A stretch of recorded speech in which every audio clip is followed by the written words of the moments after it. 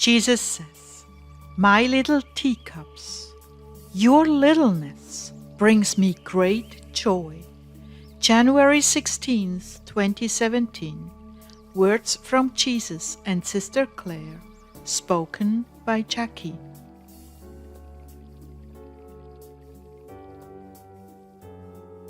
Claire began, "May the sweet presence of Jesus always fill us to overflowing, so that we have no need for the laurels of men."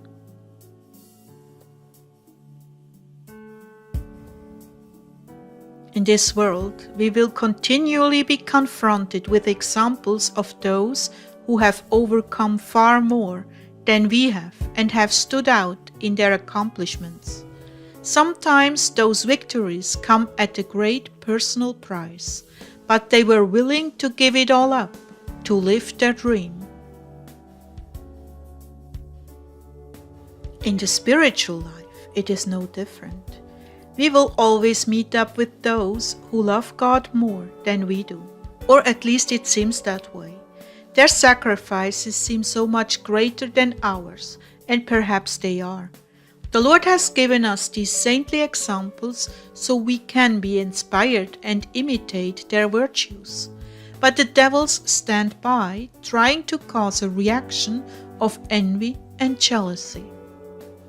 Dear ones, we have a choice to make. Celebrate the great victories of others with them, or go away, sulking and jealous, even chiding God by saying, "Why not me? What's so special about them?" What a sad state of affairs.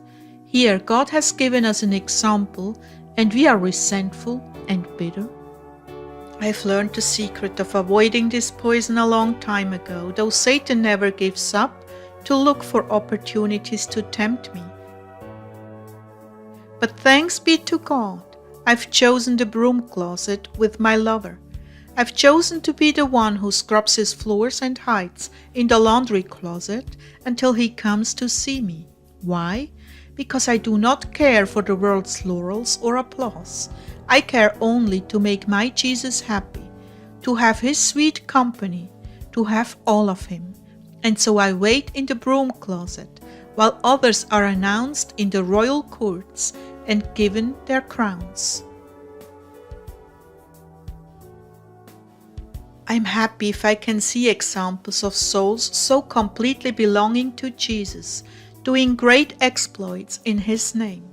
People like Heidi Baker and others who are anonymous but known well in the spiritual world, both by the evil ones and the holy ones. But still finding my joy in my littleness, my insufficiency, is very freeing.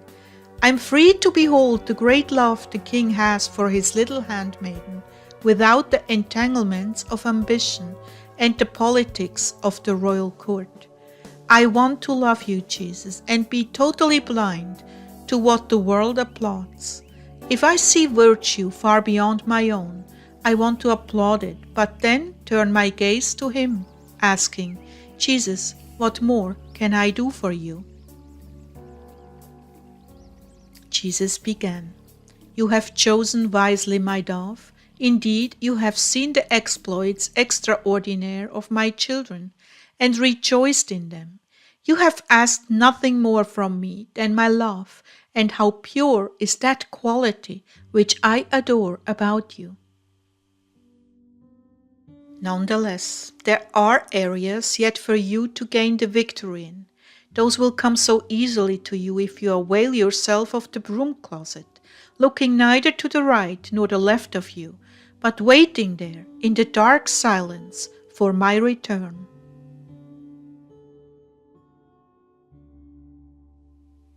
Claire, everything hinges on love, a love which you cannot generate for me.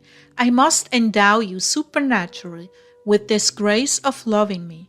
But those who have been forgiven much also love much. You appreciate being rescued from the depravity from which I rescued you.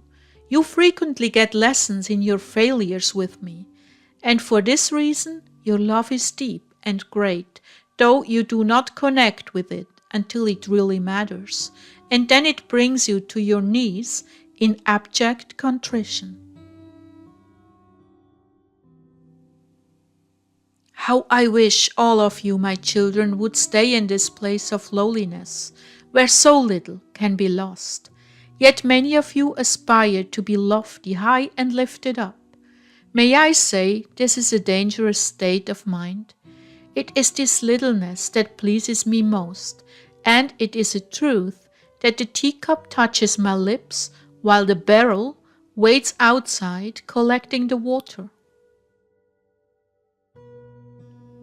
Oh, my children, the world is so very opposite of heaven. In heaven all are little, and the highest stations are occupied by the lowliest.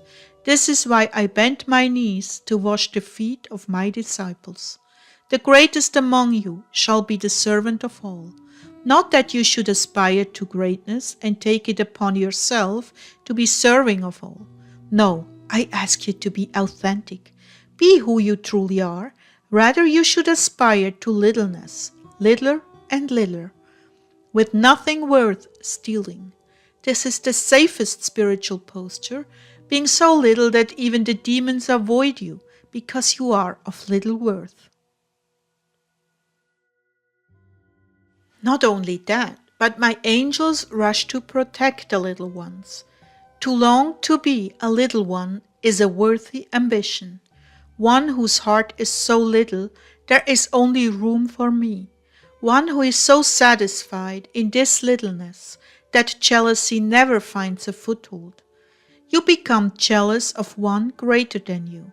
However, if you long to be littler and lesser, jealousy has no foothold in your being, and you are free to enjoy me to the fullest. Yes, my little teacups, stay little. It is my joy to raise you to my lips.